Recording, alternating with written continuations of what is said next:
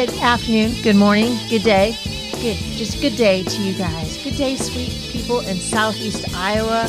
I'm Amy Vandiver with the King Kong Trail, and I'm here along with my co-host and very hot husband, Mr. Douglas Vandiver. Why, thank you. You're welcome. You're welcome. He always introduces me like, my beautiful wife, so, gotta let people know. You're handsome. All right. I'm handsome. That's what my mama always used to say. She was right. Oh, hey, we have one of our favorite historians here in the studio with us. He is back. So, Mr. Russ Fry, how are you doing? I'm handsome too. You are. I'm doing fine. Thank you. Yeah, you've had a lot of good things happening to you lately, haven't you? Oh yeah, the biggest thing is my Blackhawk Rock Project, and I've been thinking about this since I retired in 2008. So it's kind of coming to a head right now. Nice. So in 2008, what Blackhawk Rock? Kind of walk us through what makes that so significant to you. Okay. Blackhawk used to hold war council in Shakakan, which is the native name for the Burlington area. And he crossed the Mississippi River in 1832 to retake his homeland in Illinois. And after he crossed the river, the militia started chasing him in the U.S. Army, and that was called the Black Hawk War. And after the war, he dictated his autobiography to Antoine Leclerc from Leclerc, Iowa. Oh, yeah, okay. But anyway, Leclerc wrote down what he said, translated it into English, and then J.B. Patterson from Aquaka published it. And it's called The Autobiography of Muktai Mishikaikuk, or Blackhawk. And in his autobiography, he talked about coming to Shakakan, talked a little bit about how the town was developing since the settlers came. And then he said that he had a council house where they would hold war council in a secluded but romantic spot among the bluffs near the river. And so my quest was, local history had put it in the cemetery north of the North 6th Street Catholic Cemetery. And so my research was to establish that's where he was talking about. But the significance of it is that there had been people living in this area, successful lives for over 11,000 years. Now, if you think back, the pyramids are just 6,000 years ago. So here we got 11,000 years. Well, Blackhawk held a war council in that spot, according to my research, and went across the river, Black Hawk War, and then all the native people were expelled from Iowa within the next 15, 20 years and moved to reservations in out west. So in that spot was the end of that way of life. That 11,000 years worth of living in this area was the beginning of the end of that way of life. Didn't you tell me at one time that Agency Street was named Agency Street because that's where the Indian Agency was at the end? And actually, was that in Agency, Iowa? That's right, yeah. Okay. Yeah, Agency Street or Agency Road is one of the two U.S. Federally funded roads in Iowa. They were the first roads in Iowa, and Agency Road was finished first. But our Agency Street here in Burlington is the beginning of that road, and it works its way over to Agency, Iowa, which is now Agency, Iowa. But at that time, the Indian Agency 4, the Sauk and the Meskwaki, and was right there. Huh. Wow. Okay, so one road was Agency. Do you know the name of the other road? Well, I don't know. It's probably referred to as the Dubuque Road because it went from Dubuque down to the Missouri border. Okay, so one went north-south, one went east-west, right, basically. And they crossed in little old Hillsboro, Iowa. Oh, so if you go to Hillsboro, go to the town square, you'll see a boulder with a marker on it and talking about the 2 roads. I did not know that. Yes. Okay, because I remember you talking about Agency Street because you have a book about Agency Street. That's right. Yes. Yes, and I bought a copy of that from Burlington by the book for each one of my kids because I'm like, hey, now you know a little bit of the history about where you're from. Yes. So yeah, it was very cool.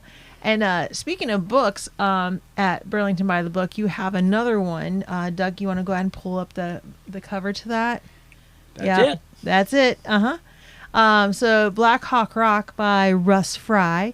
And there's a couple pictures in there. Do you want to talk about those pictures? Well, okay. The picture of the where the bluff is exposed.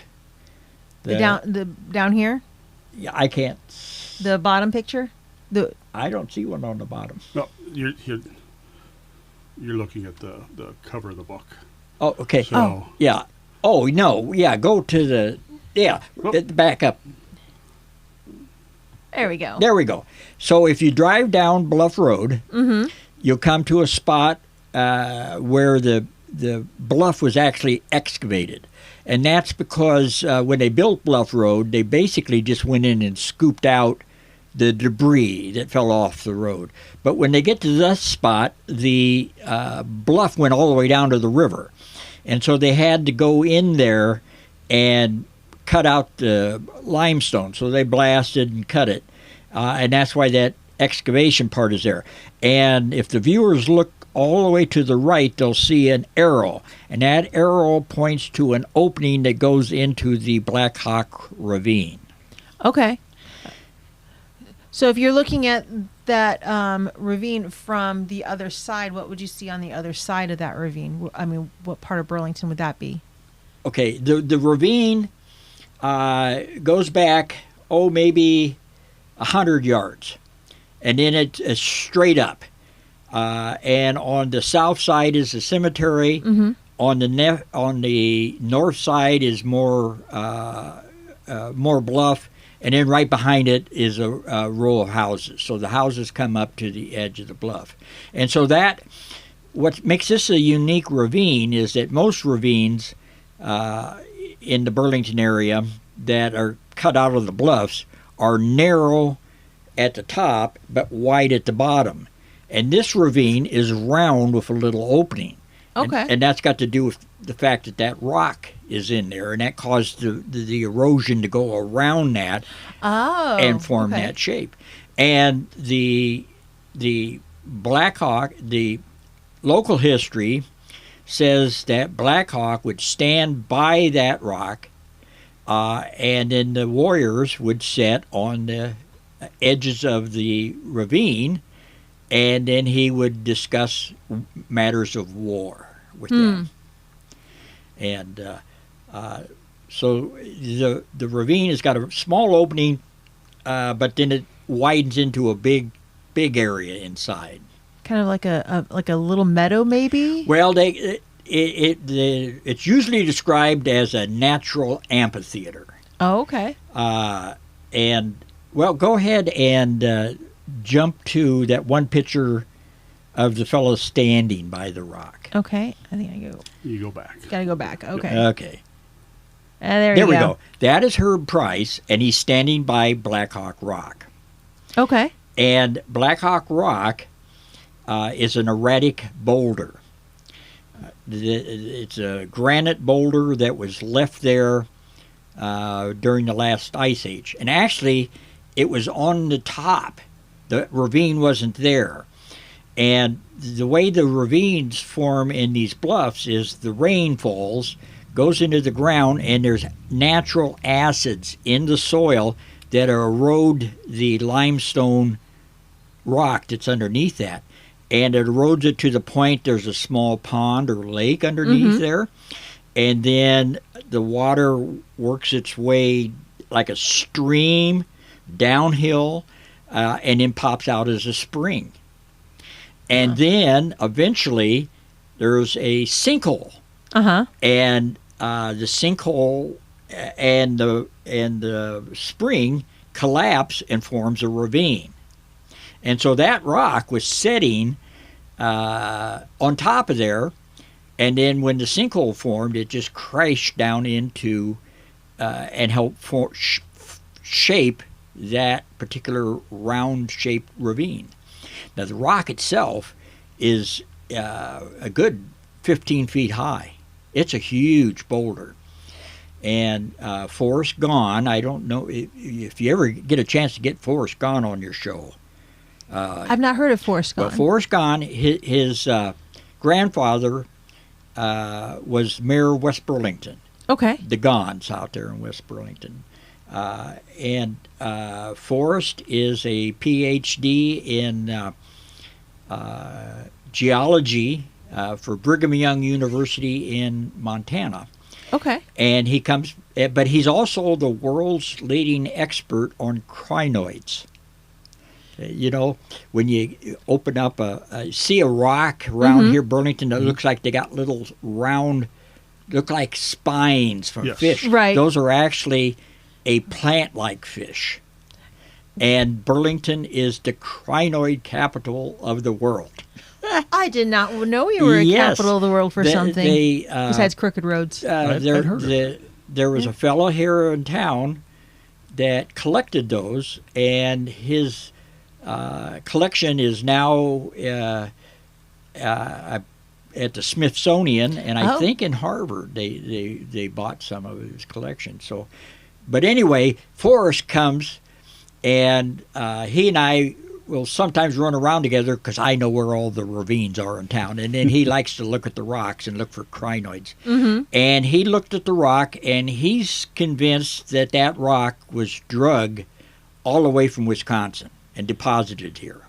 Okay, so what made him think Wisconsin? The color of the granite. Okay.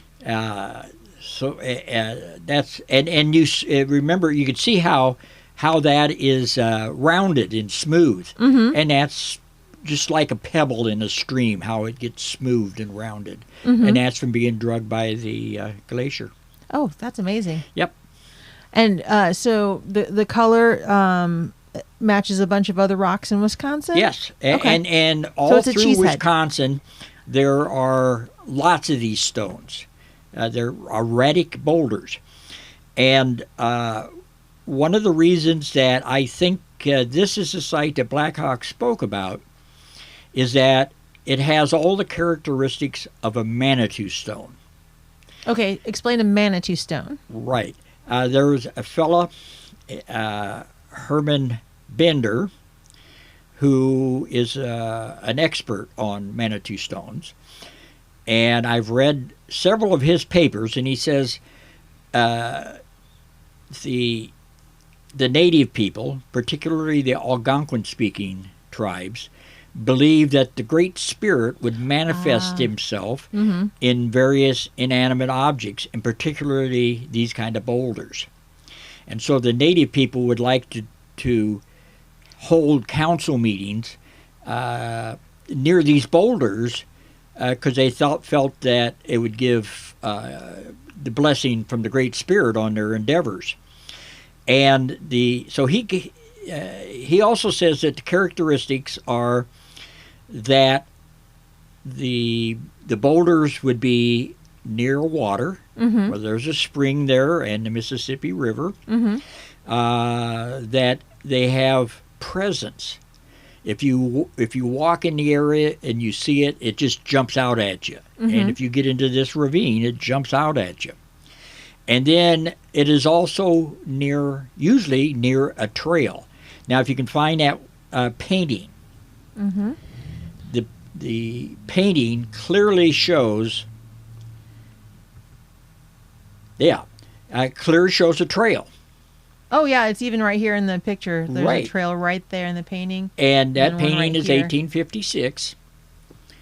And that's only 18 years after Blackhawk died. Mm-hmm. And the trail is still there, not at this particular spot.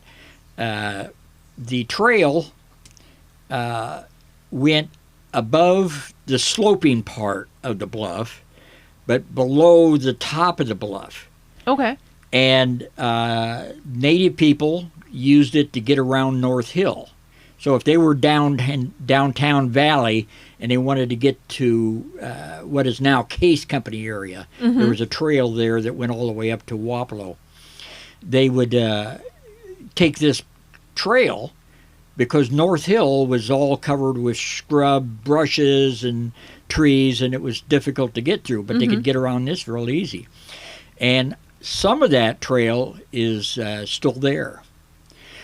So if our viewers have nothing to do the next couple days, they should go to the corner of North 8th Street and Arch. Okay, North 8th Street ends and Arch Street ends at the bluff, and there's a railing there and a sidewalk. But if you look over there, that part of the trail is still there. It's just as clear as anything. We should go hiking over there sometime. Yeah. Yeah. Well, anyway, so there was a trail there, and so Herman Bender came down and viewed it, and he said it has all the characteristics of one of these Manitou stones. So Blackhawk, that gives credence to the fact that this is a spot that Blackhawk would have called his council area, because he would have held council near a Manitou stone. And in this time of year, in 1832, he met there with Chief Tama. And Chief Tama was a Meskwaki civil chief, sort of like a village mayor or something like that, and tried to talk Tama and his people to going to war with him. And Tama said, you know, the American people are just too powerful. You know, it's a lost cause. And he wouldn't go with him. And so the next day, Blackhawk and his people crossed the river. 1,500 people in Blackhawk's band, and included women and children and the elderly, and then warriors. And they were chased all over Wisconsin, all over Illinois and Wisconsin. Twice he tried to surrender. Twice he was fired upon. And finally his people were massacred at the mouth of the Bad Axe River in what is now Wisconsin. So of those 1,500 people that started out, only 500 survived. Oh, wow. And the beginning of that war was right here in Burlington.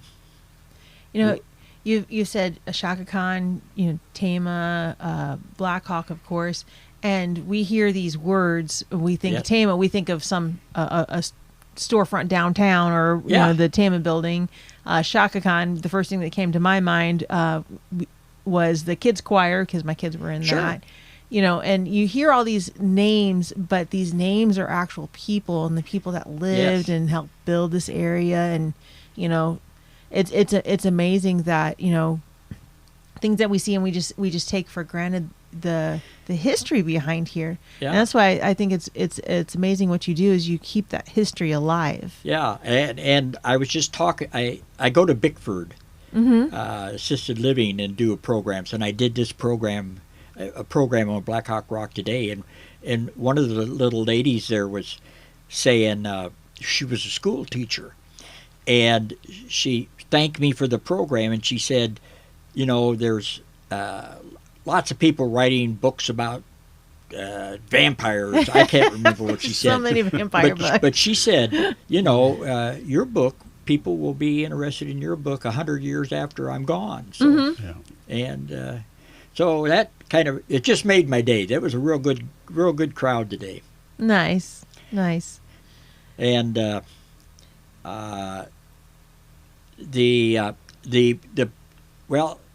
the city owns the property now. Okay. they originally owned most of the property where Blackhawk Rock is at, but they didn't own the strip of land that Blackhawk Rock was on. The attorney, the late attorney, Steve Hoth. Oh, okay. Okay, he bought up all sorts of little pieces of land around town. People weren't paying their taxes, so he'd buy them up. But when he passed away, Herb Price, who we just saw standing by the rock, approached Andrew Hoth, which is Steve's son, and said, "We'd like to develop this area." And Steve Hoth and his mother, Dr. Joellen Hoth, donated it to the city with the stipulation that it not be used for anything other than historical purposes. Nice. And so how long ago was that then? Oh, gosh, that's been probably 3 years ago. Okay. And then I met with the city council, told them what I was going to do, and they gave me their blessing to go ahead and develop this. So the plan is to eventually submit an application to get it established as a National Historic Site. And if we can do that, we'll be able to get some grant money to develop it and make it available to the public so they can go up into there. Either come down from the cemetery with a winding trail or up off a bluff road with some nice stairs. Nice. It would be cool if you could do it from both ways, and that way it's just another pathway through two areas. Yeah, that there's no reason you couldn't do that. Both of them have disadvantages. Parking is bad for either one. There's no place near Bluff Road approach where you could park. You could park at the Big Muddies area, but then that's a little more than, that's not quite a half a mile walk. And then you'd have to have stoplights put up so that people could cross Bluff Road, because people just go barreling through there. Yeah, they do. So that could be done, and you could make some very nice metal stairs up into there. So that's approach. If you came down from the cemetery, you could make a nice winding trail, with a gravel surface and railings and everything, and make it winding enough that it's not steep. And we could probably do that fairly easy, but still parking is not good up there either. Right. The North 6th Street in that area, there's parking on one side of the street, and 2 cars can't pass on there. But there could be other parking, nearby. So, but when we get to that point, I'm going to turn it over to people who know what they're doing and let them do that. But here's the exciting thing. This is why I'm all worked up right now. The state archaeologist in Iowa City saw a couple newspaper articles about what I was doing. Okay. And he contacted me and says, I'd like to meet with you. So he came down here with a couple of his archaeologists, and we met at the Historical Society, and I laid out all the history, everything I knew about this. And his comment was, the historical record is sufficient to warrant a dig. So he says this place has a great potential of having some historical artifacts, or archaeological artifacts. But like everything else, the state of Iowa has no money for things. Not this kind of stuff. So we had to raise the money ourselves, $12,600. And I applied for a state grant, and I waited 9 months just to be turned down. Oh. Yes. Oh. And partly that is because those grants were for making something accessible to the public so they could see the historical place. Well, an archaeological dig is one step removed from that.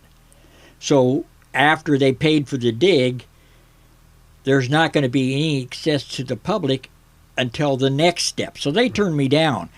But my wife, Beverly, encouraged me to try to raise the money myself. And the Heritage Trust, the people with the preservation station, made a very nice donation. In fact, that's kind of cute. I says, what do you think we should do? What should we ask for? And she says, asking for a bunch of money. And so we picked the figure, and by golly, they gave it to us. Nice. And then the Community Foundation, the ones who support a lot of these things in the community, gave us a real nice grant, and they may give us another grant. The Des Moines County Historical Society gave us a small grant. And then all sorts of people, we raised almost $4,000 from people watching programs like this, or seeing me in the paper, or coming to a program, sending in $5 and $20. Nice. So we don't quite have the money yet, but we will have the money when we get to dig, and the dig is 3 weeks away. That's so exciting! Yes. I hope you have a beautiful weather. Oh yeah, and so far they're predicting it is, but when you get that far out, it's hard to say. Yeah. So they're going to come down. Okay. We'll have 2 archaeologists, and the state archaeologist will come and check on it. Mm-hmm. And then we got volunteers all lined up, and we got them for a week. And they'll dig around the rock because they want to see if there's any paintings or carvings on there. Oh. Yeah, because that's another thing that the native people would do, would be to leave paintings on there. Would the paintings still be preserved in there? Well, apparently, that's what they think. It will be faded, of course. Uh-huh. But they would think that there's other Manitou stones that have paintings on them that are still visible. Okay. So that's one of the things to look for. Another thing is, the backstory on this is, in 1900, the Daughters of the American Revolution, those wonderful ladies, decided they were going to move this rock to Crapple Park. And they dug down, this was 1905, 1910, in that area. They dug down 6 feet and gave up. Because the rock itself, even though you only see a couple feet above ground, the rock itself is 15 feet high. It's huge. Well, anyway, they gave up on it. What are we looking at here? How wide is that? You can tell Herb is about my height, so that is maybe 4 or 5 feet wide. But they believe the rock is actually wider than that when you get going down. Right.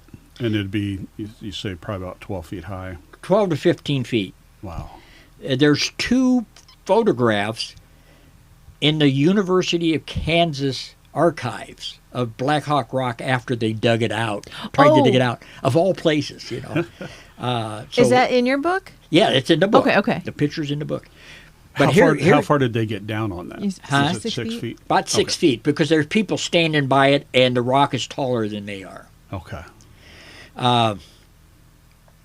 But the native people, when they passed a Manitou stone, would leave a rock as a tribute or an offering. And when the Daughters of the American Revolution were digging that up, here's another one of those rocks. Toss it to the side. Because there's no rocks around it right now. Right. Well, and there might be under 6. But they might be a few feet out where they tossed them. Right. So he's going to, the archaeologists, the 2 ladies actually, are going to dig a ways out. Besides just digging around the rock, they're going to dig out and see if there's an unusual pattern of stones. Okay. I heard, I was reading a book, it was Water Lily. It's a really great book, that a couple other things that they would leave at stones like this would be like little pouches. Yes. Little pouches of tobacco. Yes. Or red paint, because red paint was sacred. Right. Things like that. So you might even find things like that. Yeah. Or deerskin, that might pouches. Deteriorate by now. But they would leave like a bear claw or something. And or there would be arrowheads, possibly. Some kind of carved flint as a ceremonial rock of some kind. So they're going to be looking for all those things. And then Blackhawk referred to a council house. Now, Algonquin tribes, and the Sauk and the Meskwaki were Algonquin-speaking tribes, referred to a council house either as a structure where they would hold council or an area where they held council. But just to be certain, they're going to have I guess you'd call it a special drone fly over the area and not only make a topographical map, but also they got sensors that can see underground, so they'd be able to tell if there are any posts left in the ground from a structure. That would be cool. So they're looking for that too. Oh, it's going to be like Christmas. Yeah, I'm all excited. And I'm having to do the scheduling. That's a nightmare because people, well, I can't come now. So I cross them off and then I have to contact other people. But so they'll be looking for all those things. And then here, this is a sign of European Americans. That place has been a dump for Burlington since the mid-1830s. Oh. People lived in North Hill, and they had something to throw away. They just go to the edge and toss it in the ravine. So, from the perspective of environmental being friendly to the environment, that's nasty. But from an archaeologist, they're excited about that because they're going to find bottles and plates and all sorts of settler artifacts. So what I'm worried about is they'll probably find so many of those things, they have to catalog all the stuff they find, that they'll be busy working on those things and not get around to finding my Indian stuff, my Native American stuff.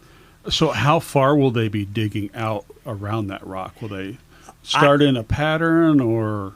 I really don't know. They haven't discussed that with me. I'm guessing they'll probably go enough that a person can be right up against the rock after they dug down. So maybe 3 or 4 feet. Okay. And then maybe 6 to 8 feet out, they'll be looking for those other rocks. And then they'll be checking out places where they think that there might have been other artifacts that would have been lost and left there. Oh, that's going to be really cool. Yeah. And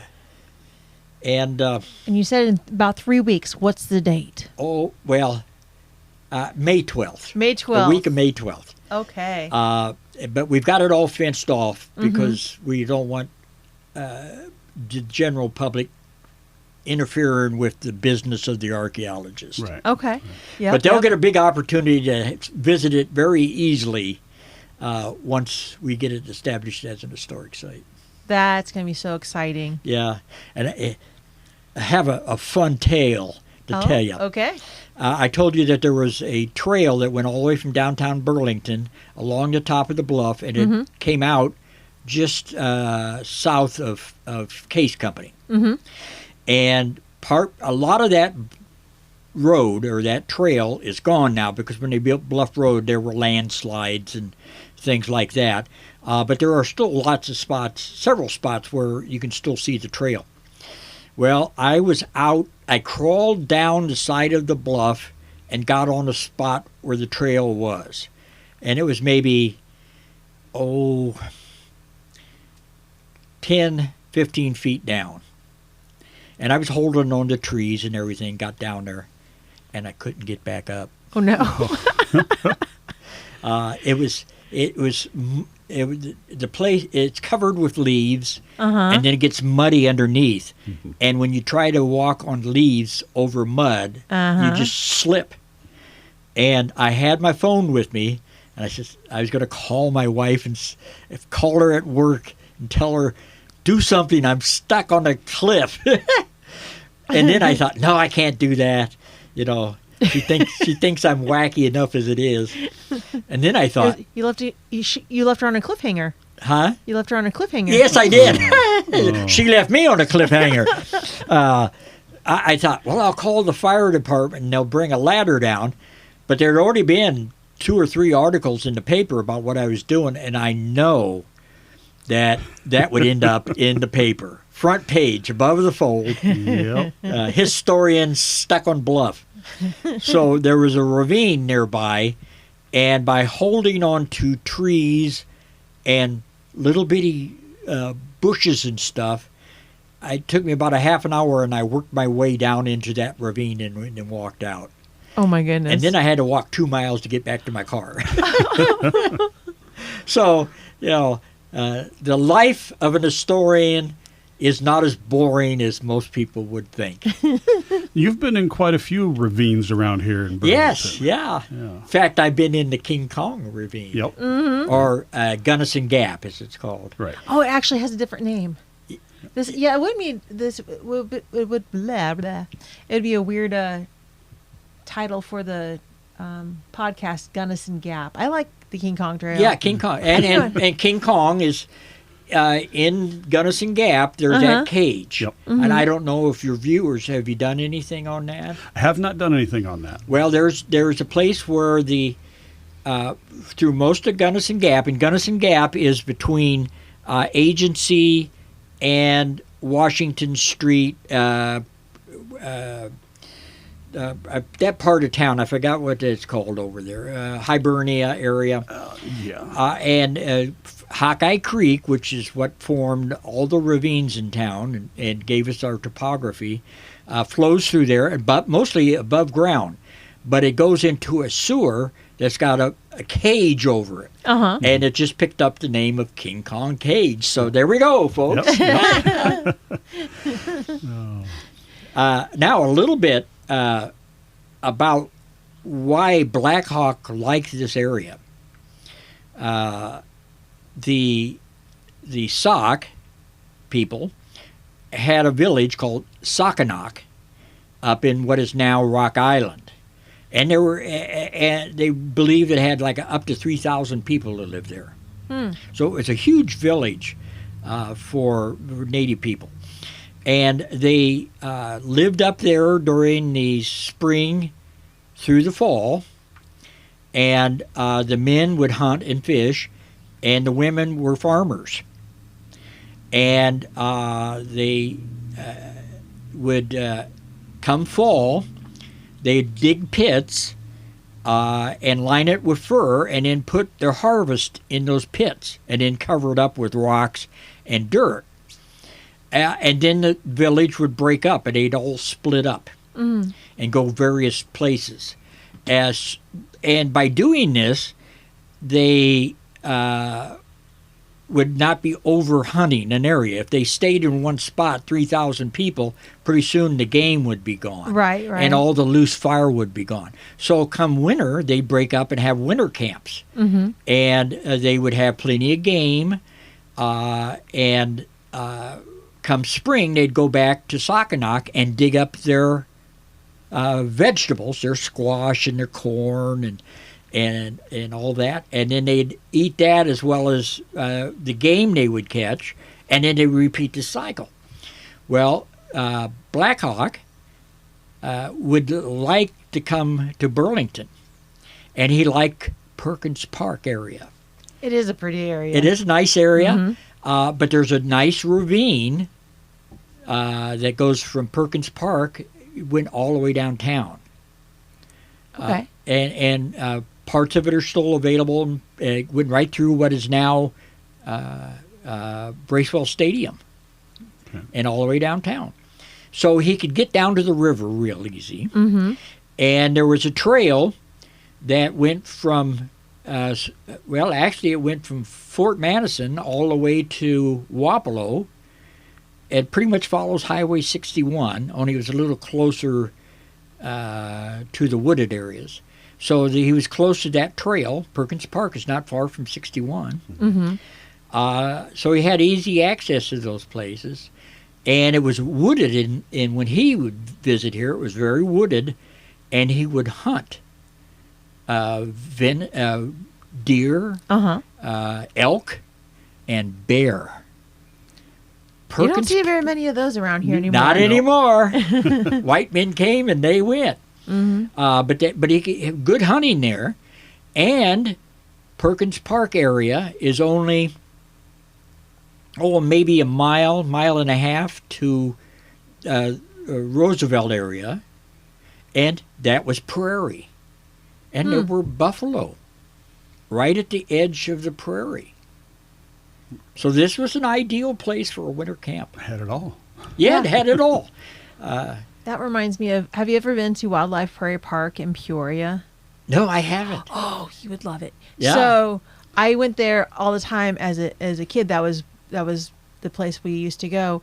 And they have all the animals that are native to the area before settlers came in. Yeah.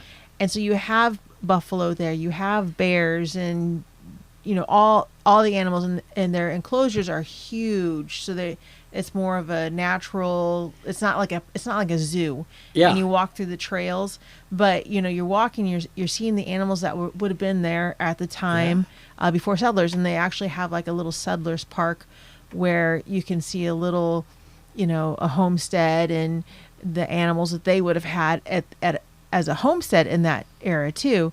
And but when you said bears and all these animals that were in this area, I think of that because they're still in this area. They're just in a park, but it's a beautiful walk. And Oh yeah. But I just think walking around and seeing a bear here, I mean, that would freak people out now. But the animals and the wildlife and the nature that has been here and been cultivated and grown here and just made this home. I think it's neat to see what was. Yeah. And there's the Neil Smith Wildlife Preserve up near Prairie City, Iowa, on the way to Des Moines. Okay. And they've got a herd of buffalo. Do they? Yeah. I'll have to check that out. Yeah, and it's a prairie land. They've gotten rid of all the trees and the things that wasn't here back when it was wilderness, and planted the actual prairie grass. It's quite a nice place to visit. I'll have to check that out too. Yeah. Then. One of the things I think your viewers should probably know is we call Blackhawk Chief Blackhawk, but he wasn't a chief. He would be what we probably the best description is a warrior, war leader. Okay. And when they had trouble, particularly with the Sioux Indian, now you think Sioux Indians out west, but they were actually in Iowa, up in the Waterloo and up into Minnesota. But they had a lot of conflict with the Sioux. But when he held a war council, if there was a grievance or some kind of a problem with one of the other nations, different leaders would give speeches. What should we do about this? And if one of the leaders gave a speech that convinced everybody to go to war, then he became the leader for that expedition. So he became a war leader. We would probably think it's similar to the militias back in colonial days. They would elect their leaders, and there were citizen soldiers. Well, these were warriors, native warriors. But he was one of those people. He was very well respected, and he went to war, I think, when he was 61. With the Black Hawk War, so he was up there. But his people respected him and followed him. But his name is, like I mentioned earlier, Muktai Mishikaikuk. Okay. And say it again really slowly. Yeah, Muktai Mishikaikuk. Muktai Mishi Kaikuk. Kaikuk. Almost like Keokuk, but Kaikuk. Huh. And is that where Keokuk got its name? Well, Keokuk is also a Sauk. Oh. And so his is, and I'd have to look it back up what it translates into, but Muktai Mishikaikuk translates literally into black sparrow hawk. But the settlers just shortened it to Blackhawk, and then they called him a chief. But he, after the war, he was sent to Washington, D.C., him and his son and a couple of other leaders, to be shown how powerful and big the American nation was, so he would never go to war again. And he met with Andrew Jackson, the president. And the first thing he did is he walked up to the president and said something, and they translated it, and he says, "I am a man, so are you." So he wanted the president to realize that he's a man and not some animal. And then they took him on a tour of the East, and an amazing thing happened is that he became a sensation. I think everybody was expecting to see a savage, and he would give a speech and they translated, and he was quite eloquent, almost like a philosopher. And then he was released, and then he was brought back to this area, and he lived at first on Devil's Creek down by Fort Madison, but he would walk all over. He would walk up to Burlington and visit people up here. One of his friends was Henry Starr Avenue. Oh, okay. And Henry Starr said Blackhawk always showed up around dinner time. The best time. Yeah. Yeah, if you're going to walk that far, So, you might as well, so yeah. he, but then there was a reservation in Iowa at the time up on the Iowa River. And then the eastern half of Iowa was open for settlement. And in 1836, maybe 38, they added a little more land. They made another treaty. And by 1842, they'd signed a treaty where they agreed to leave Iowa and move to out west on reservations. So, and then Blackhawk died in 1838, so he didn't make the trip. But then that was basically by 1852, all the native people were moved out of Iowa, and that was the end of it for them. It wasn't the end of it. There were a bunch of Meskwaki who didn't like, I think they were in Kansas or Nebraska. They didn't like it. Not enough trees. And so they saved up some money. They got money from the government for some of the treaties. They saved up their money and moved back to Iowa. Well, they wanted to buy some land. But Indians couldn't buy land, couldn't own land in Iowa. It was against the law. Isn't that weird? Well, that's the way it was. I know. Yeah. It's just weird. But the governor, We'll take Grimes, your land, but we won't sell back to you. I don't know.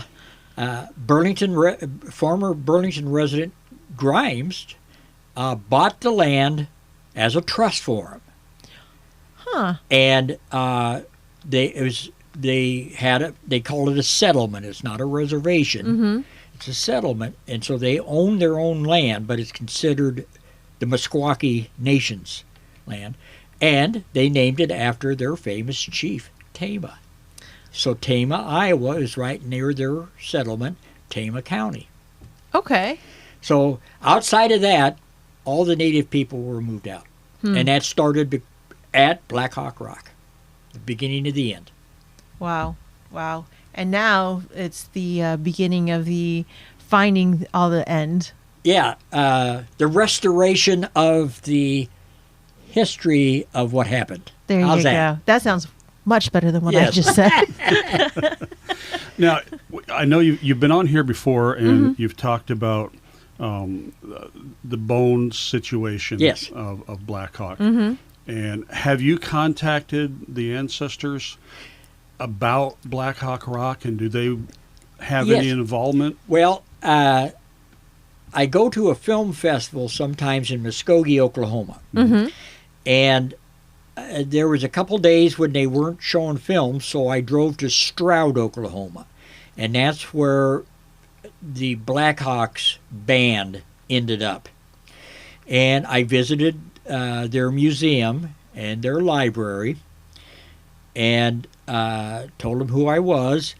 And I told them all about Blackhawk's rock, and they didn't know anything about it. Oh, wow. And I gave them copies of my books and stuff, and we have contacted them about what we're doing and have told them that, you know, they can be involved if they want. And so far, they haven't shown any interest in it. But I'm sure if we get it established as an historic site, they would be, their chiefs and people would be here as a place of honor. So That would be amazing. yeah, Yeah. that'd be nice. And then I did some research about what happened to Blackhawk after he died, and they're aware of that. And I told them where I believe his remains are. And they asked me to keep it a secret because they're afraid somebody might steal his remains. Right. That's valid. That's valid. Yeah. So I'll just tell you that it's in Potter's Field in Aspen Grove Cemetery in town. I won't tell you where it's at in Potter's Field, but that's where my research shows that his remains are. Right. Okay. And his bones were stolen a couple times before they got there. Well, when he first died, he was buried near Selma, Iowa. Where's Selma? They're down on the way to Eldon. Okay. In the Ottumwa area, in the agency, and all in that area. And a doctor by the name of Turner stole his body. Why would you do that? Well, they boiled his flesh off of it, and they were going to exhibit his skeleton out east because they thought they could make a few dollars. Yeah, people are so weird. And then the governor, the Blackhawk's family complained to Governor Lucas, who was the territorial governor right here in Burlington, and he got the bones back. And Mrs. Blackhawk didn't want them because she was getting ready to leave, and she thought, well, the governor's taking good care of them, so we'll just leave them with him. And a long winding story, they eventually ended up in an unmarked grave in Aspen Grove Cemetery. But that's another book. Yes, it is. Yes. How many books do you have now? Because you had a couple new ones come out. Yeah, the most recent one is on Perkins Park. But you haven't talked about that one. I'll have to do that. That'll be the next one. Yeah. I'll just tell you one interesting story. Okay. I can't even think of the guy's name. But anyway, there was a fellow that bought all the land in the Perkins Park area, including 10, 15 blocks around that area. Of course, it was wilderness then.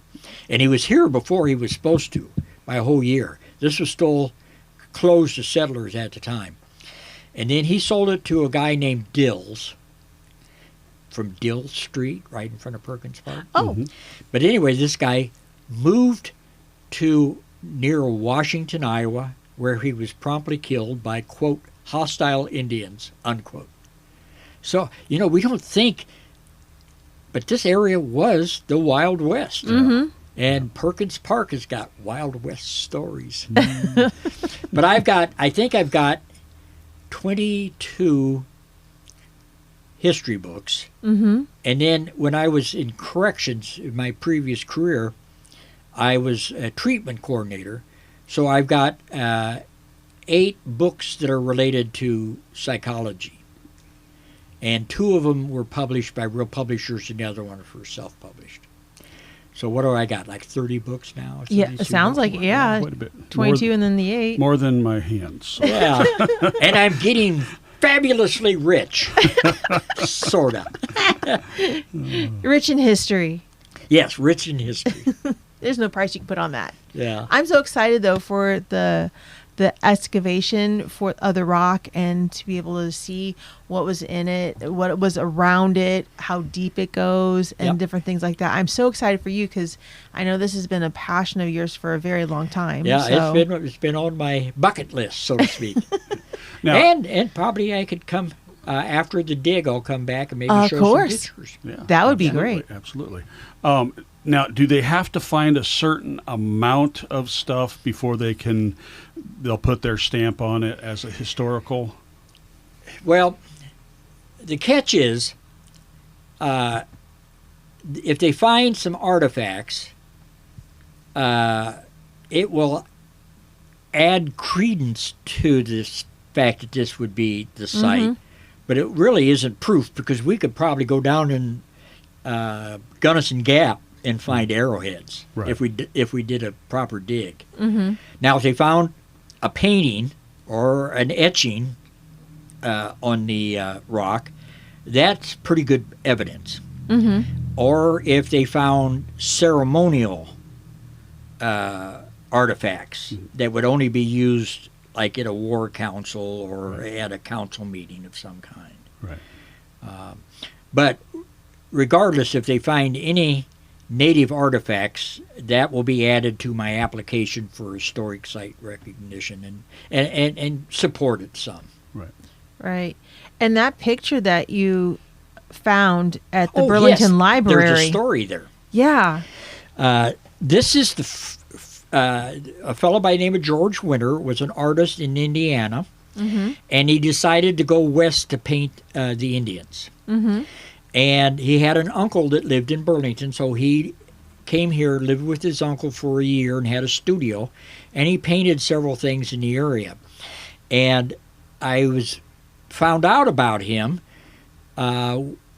With my research, I found a Burlington Hawkeye article from 1856. That's the first reference I found of Blackhawk Rock. And he painted that picture. Now, I started researching George Winter and found out there's a museum. Oh, I found a book on him. And I flipped through and found, yes, there's a big paragraph there about Blackhawk Rock picture, but no picture. So I called called the museum in Indiana that's got his collection, and they, oh yeah, we know all about that picture. We just don't know where it's at. So I thought, oh man, I got a dead end here. And I was down at the library researching, and one of the young ladies that works there came up and tapped me on the shoulder and says, "Are you looking for Blackhawk Rock picture?" And I said, "Yes." She says, "Come with me." And it was in a hallway away from the public. And, of course, I got all excited, and she said, "Shh," because I was real excited. But the library's got that picture. If you go to the genealogy section in the back, it's up on the wall. We had a program with Kay Weiss, who used to be the director. Her and I gave a program, and then we unveiled the picture a second time and let everybody look at it. Now it's on display down there. So, Well, that's amazing. Your research not only is giving the history back to the rock in the valley, but this person painted this picture, in 1850. It's probably been hanging in the library, well, since it was there, and maybe from the old library. Yeah. And it would have probably been at the old library at one time, the Historical Society building now. Mm-hmm. And it was probably bought by somebody here in Burlington back in 1856 and eventually donated it to the library. Mm-hmm. But Kay Weiss has no recollection of how the library got it. But we're very lucky to have that. Yeah. And even that gives some credence to that being the site. Part of people's concerns is how do you separate local stories or local lore from real history? Well, Blackhawk lived in this area and visited this area quite a bit after the war, and he was very friendly and probably told stories about this area. But this is 1856. That's only 18 years after he died. And usually local lore takes a long time to become lore or legend. So it was considered... It's less than a generation away. Yeah, and so people in Burlington from early on, after settlement, we're referring to this as Blackhawk Rock. So that gives some credence that it's not just, so made up story or right. Legend type thing. Yeah, I just love the story of how you found it. Someone just tapped you on the shoulder and said, "Are you looking for this?" And I can't find anything at the library. And I got out and I was on the phone and they had to tell me several times to quiet down. Yeah. Oh, that's awesome. Yeah. Yeah. It's, they should be just excited someone got excited about a piece of art they had hanging up there because, you see something, you pass by something sometimes. Yeah. You don't recognize the value it has for maybe somebody else. So and that's, if when we get this place recognized as a National Historic Site, that picture will probably be on a plaque or a interpretive station inside the rock. That would be cool. And people will visit it at the library. Oh, and another thing. The Des Moines County Historical Society is my parent organization. So that when people make donations, they make it to the Historical Society, which is a tax-free place, and then they can take it as a deduction. But then it also gives some legitimacy that, it's not going to my pocket so I can buy pizza. But anyway, they're their parent organization, and they get all the artifacts we find. Nice. The archaeologists will clean them and catalog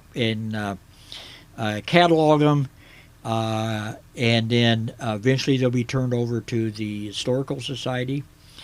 And I would like, if they find some interesting native artifacts, I would eventually like to have them distributed to the Sauk and Meskwaki that would be very nice. Yeah. Because this was their land, it's our land now, and I love this land and they love this land. So, we're cousins in that sense. Yeah, that would be very, I think that would be very nice. Yeah, for sure. Yeah, I just love the picture, though. I'd love that story that someone just tapped you on the shoulder. Hey, we happen to have this picture on the wall over here. Are you looking for that? Yeah. And it's the picture, the name of the picture isn't on the front of the picture, so, I mean, they must have known what it was called, or, it must have been on the back, or... Well, if you are familiar with the rock in that area, it jumps right out at you. But I don't know. I don't think it says Blackhawk Rock on the painting. Okay. Just an artist signature? Yeah. Okay. That's still really cool. Yeah. We just happen to have this picture on the wall over here. Come on, check it out. And I don't know. I've been through that hallway before, and I probably glanced over at it, and it didn't ring a bell, Right. So. Yeah, you see something long enough, it just kind of blends in after a while. Yeah. So and now if it you doesn't don't stop and think about it. Yeah. I think it would be really neat. I don't know if this would be able to be a thing, but you've done so much history and written, you have the book on Blackhawk Rock. You know how they have like not storyboards, I don't really know what you call them, but at historical sites where you have like a story here, a picture here, and then a paragraph about it, and you kind of walk as you're... Oh, yeah, and interpretive science. Yes, and it's just kind of like you gain the history as you walk a little further. Yeah. That would be cool to take your book and make it into lay it out, yeah. Yeah. Yeah, we could do that. Yeah. And I'm also thinking, when we get it made as an historic site, we'll have, these interpretive signs, on posts. I'm going to ask maybe the language department up in Tama, because they got the best language department, and have them write the story of the rock in their native tongue. That would be so cool. Yeah. Because so many languages are being lost. Exactly. Everything's getting, lost in translation and through the generations because, And I don't know if you could do this outside, but it would be neat if you could press a button on this side and it would tell you in the Algonquin language. And you press a button on this side, you get an English translation. That would be neat. Yeah. QR codes. What's that? QR codes. Yeah. You just scan it with your phone. That's what people are doing now. Yep. You're right. You're right. That's because then you won't have to worry about any mechanics of exactly. recording. Yep. Oh, that would be cool. Oh, I'm so excited. Yeah. It's going to be really fun to see what happens and how this develops. And do you go from the top down, or do you go from the bottom up, or do you have a winding trail that goes through it all? And oh, it's going to be so much fun. I'm happy for you. The lady at Bickford's today, like I said, she was a school teacher, and she says, your great-grandchildren will be coming up into this ravine with your granddaughter, and she'll say, my grandpa made this. Mm-hmm. Nice. Yeah. That's like at the park where they planted all, hundreds of trees and things like that. And I've seen pictures of like Crapo, like when they were first starting, it was so barren. And now you go there and they planted trees not for them, but for future generations. Exactly. This is what you're doing for future generations. Yeah. And saving that history so that people know this place had significance. Here's why. Let me tell you the story. Yeah. So, I'm so excited for you, Russ. Thank you. It's going to be amazing. Yep. Yeah. And then I'll probably take 6 months off after it's over. Uh-huh. No, you won't. No, someone's over here. Do you think he's going to take a vacation? No. I didn't think so. One of our, my wife is sitting here in the studio, and one of our first outings, we went up into there, and we've got it cleared now. It's still wild, but it's cleared, and it was covered with brush and cockleburrs, and Bev had cockleburrs in her hair. That's dedication. And on her coat. You know what you're going to do now, don't you? And I got I should have brought that picture. I got a picture of her standing real stoically on the rock. That's awesome. Yeah. Well, that's rock solid marriage there. Yes. Yeah. Or we got rocks in our heads or something. Oh my goodness. Well, It wasn't an easy trip. no, I'm sitting there thinking when he said that he was taking you out, that he's holding on to a thing, dragging you down the ravine, and you guys are going back and forth. Well, we had to have a rope to get up in there. Yeah. Oh, so Yeah. you brought a rope this time since you had Well, someone with you. I had to get in and out of the ravine. I have a rope tied to a tree, and you hold onto the rope and grab things and pull yourself up. That's dedication to your craft, man. Something anyway. So May 12th is a big day. So this episode will drop before then. Your books are available at Burlington by the Book. There's going to be a lot of things. You'll probably see about it in the paper. I'm interested in the drone footage and what they'll find and how deep the rock. Are they going to be able to X-ray the rock, or how do you do that? Well, they can't. They've got sensors to be able to look under the ground. Okay. And I don't quite understand it, but like if there was a structure there would be wooden posts still underground, and they say they can find that with the drone. So That's amazing. and then I'll get a copy of. In fact, that would make a good episode just in itself. Mm-hmm. You know. What the drone found. Yeah, what the drone found. Everybody say they just keep droning on and on. I can get droning on and on sometimes. Okay, good. You didn't bite on that. Good job. I know when to stay quiet. Yeah. Oh, well, Russ, is there anything that we left out for this episode? No, but stay tuned because we'll have more stuff for you. We're going to have so much fun stuff. Oh, Yep. I'm so excited for you. You get the story before the Quad Cities TV station gets it. Oh, check it out. We get the exclusive. Yes. Well, we could, the day that you start that, we could come down and bring some cameras and kind of record some stuff. Yep. Yeah. We'll have to see what's on the calendar. Okay, it's still tricky getting up. we've got a temporary ramp, and we'll have to take the ramp down afterwards because the city owns the land. They don't want people going in there. But you sign a waiver, we'll let you come up and you can film some of that stuff. Probably That would like be cool. 10-minute hike and an 8-second fall. Yeah, we've got a ramp, but it's still a challenge to get into it. That would be cool. I'd love to go see your rock. Because, Okay. I mean, we've talked about it. We talked about it when you talked about your book, Blackhawk Bones. What was it? What's the title of that book? Blackhawk's Final Resting Place. Blackhawk's Final Resting Place. And then a couple of the other stories kind of, a lot of times it leads back to this because you've been so passionate about it.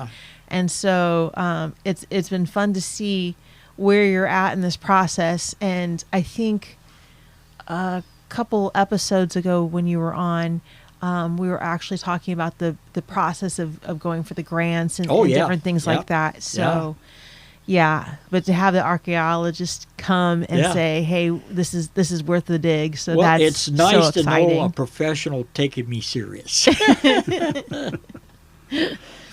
Well, you've done a lot of research. You've done your homework. Yes. You've done the work. You know, you've searched it out and you found it, and so. Yeah, it'll be great for Burlington. It'll be great for the people, and it'll be great for his descendants. You know, different things like that. So super cool. Yes. Awesome. Thank you. Well, thank you. And I think that will probably do it for this episode of the King Kong Trail. Then, Russ, we are super excited for you, and this is just going to be one episode that leads into the next episode because this story is not finished. That's for sure. So, yeah. So Burlington, Southeast Iowa. Have a great day. Yay. See ya.